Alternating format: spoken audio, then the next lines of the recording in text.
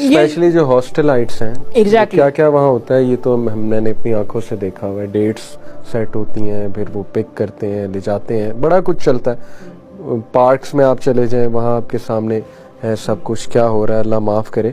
मैं आप लोगों के साथ ना कुछ रियल केसेस शेयर करता हूँ जो हमारे पास आए, फिर आप कमेंट करें। सबसे पहले तो देखें, मैं जब भी ये टॉपिक मैं बहुत डिस्कस करता हूँ, स्पेशली अगर यंग बच्चियों से मेरी बात हो रही हो। मैं किप्स गया, वहाँ पे लड़कियाँ थी एफएससी की, उनसे मैंने बात की।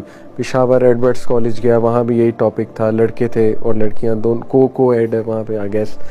इसी तरह एक दो और यूनिवर्सिटीज़ में मैं गया, स्कूल्स में गया, वहाँ पे मैंने यही बात की। मैं हमेशा बच्चियों को, स्पेशली हमारी जो गर्ल्स हैं, उन्हें बात कहता हूँ कि देखो, अल्लाह ने आपका दिल बड़ा नरम बनाया, आपके अंदर वो जज्बात, वो इमोशंस हैं, वो केयर का एस्पेक्ट है, तो लेकिन don't get misused because of these things. Guys will come to you और वो आपको शो ऐसे करेंगे कि वो बहुत ज़्यादा सिंसेयर हैं, ठीक है ना। हो सकता है हो भी, लेकिन with the passage of time वो उनका कहीं और कोई रिलेशन चल जाएगा या उन्हें कोई और पसंद आ जाएगा वगैरह वगैरह। तो डोंट गेट डिसीव्ड, अपने दिल की कदर करें। अल्लाह ने आपका दिल बड़ा खूबसूरत बनाया है।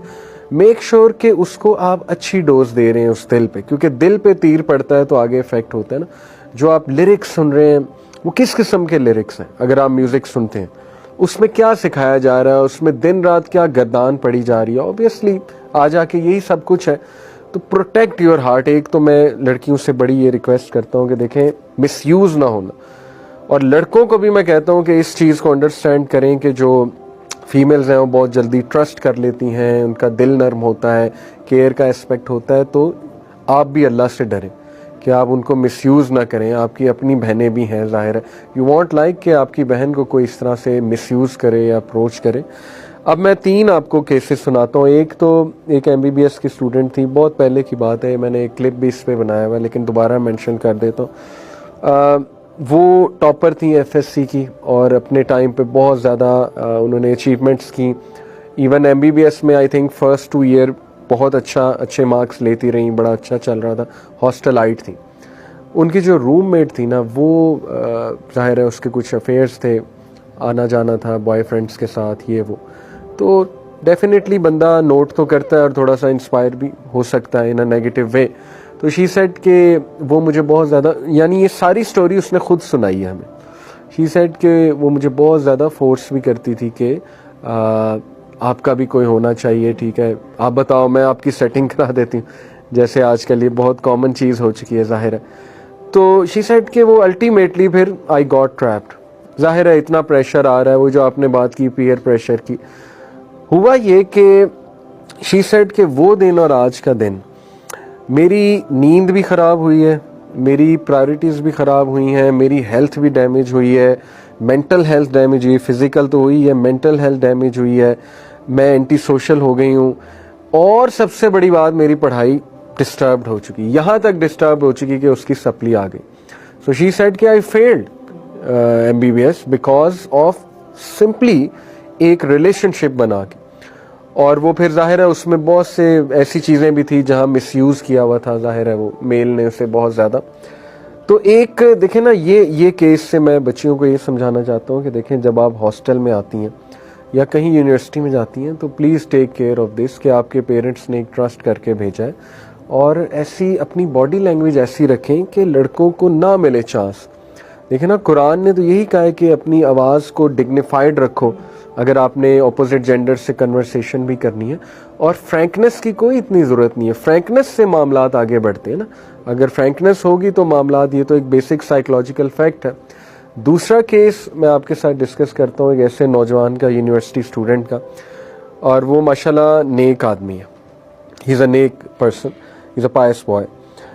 उसने मुझे बताया जी कि मुझे इस तरह कॉरिडोर में हम जाते थे तो मैं कोशिश करता था नज़रें झुकाने की, लेकिन फिर अचानक नज़र पड़ ही गई और जब पड़ी तो मुझे जाहिर है दिल में एक फीलिंग्स आई। फिर वो जाहिर है कोइंसिडेंटली बार बार इंटरेक्शन हुआ, सामने से वो आ रही है, मैं सामने से आ रहा हूँ, ठीक है, मेरी नज़र दोबारा पड़ गई, तो ना चाहते हुए भी हमारी नज़रें मिल जाती थी। और ये वो तो कहता है कि मैं फिर बहुत ज़्यादा डिस्टर्ब रहने लग गया, बिकॉज ऑब्वियसली चीज़ डिस्टर्ब तो करती है। मेरे दिल में बहुत आता था मैं अप्रोच करूं, कोई बात करूं, कोई मैसेज करूं। अल्टीमेटली मैंने हिम्मत करके मैसेज कर ही दिया। हिम्मत ये थी कि मैसेज के बाद फिर हाँ, हिम्मत ये तो रिप्लाई भी आ गया आगे से, ठीक है ना। तो ही सेड के मुझे बड़ा वो हुआ कि यार ये तो it's like a dream come true obviously, कि सब जिसको आप पसंद करते हैं उसने रिप्लाई कर दिया आपको। लेकिन to cut the story short, वो जो भी चला बाद में वो एक अलग स्टोरी है, लेकिन to cut the story short, मुझे पसंद ये बात आई उस लड़के की। उसने कहा कि एक टाइम पे मैं इतना डिस्टर्ब्ड हो गया, मैं उसको जो मुझे पसंद थी देखता था बाकी लड़कों के साथ बैठते हुए, तो मेरी वो अंदर की ना वो इजाज़त नहीं देती थी, चाहे मैं जितना मर्जी लिबरल हो जाऊं। टू बी ऑनेस्ट, मुझे नहीं पसंद था कि ऐसा क्यों है। वो बहुत ज़्यादा फ्रैंक होती थी, ठीक है ना, और हाई फाइव्स चल रहे हैं लड़कों के साथ, ये वो। तो इस साइड के मैं बड़ा डिस्टर्ब्ड होता था कि मुझे पसंद भी बहुत है, मैंने तो यहाँ तक फैसला कर लिया था मैं इनके साथ शादी करूँ। लेकिन ऑन दी अदर हैंड मुझे ये चीज़ें बड़ा तंग करती थी, मैं बहुत पोजेसिव था शायद, वगैरह वगैरह। Cut the story short, he said कि मैंने रो रो के अल्लाह से दुआ की तहज्जुद में कि अल्लाह मेरा दिल बदल दे। मतलब मैं स्टक हो चुका हूँ, आई एम लव स्ट्रक, और मेरा बस नहीं चल रहा है। I can't control my self in the sense कि मेरा इमोशंस पे कंट्रोल नहीं रहा है। तो आप दिलों को कंट्रोल करने वाले अल्लाह मेरा दिल फेर दे। यानी ये मुझे उसकी दुआ इतनी पसंद आई माशाल्लाह, कि आप देखें कि एक लड़का इस लेवल पे अपना ईमान बचाना चाहता है। And same goes for girls, माशाल्लाह गर्ल्स भी ये दुआ करती होंगी, लेकिन यहाँ स्पेसिफिकली मैं लड़के की मिसाल दे रहा हूँ क्योंकि ज़्यादातर लड़के इनिशिएट करते हैं।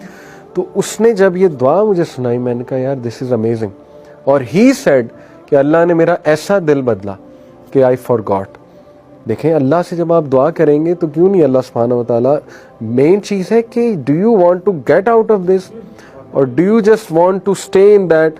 If you want to stay in that, फिर तो आप वो क्वालियाँ सुने जाएंगे, देवदास मूवी, फिर वो पता नहीं क्या क्या देखेंगे, उससे मज़ीद आपकी ये चीज़ जो है ना वो ग्रो करेगी। तो ये हमारे पास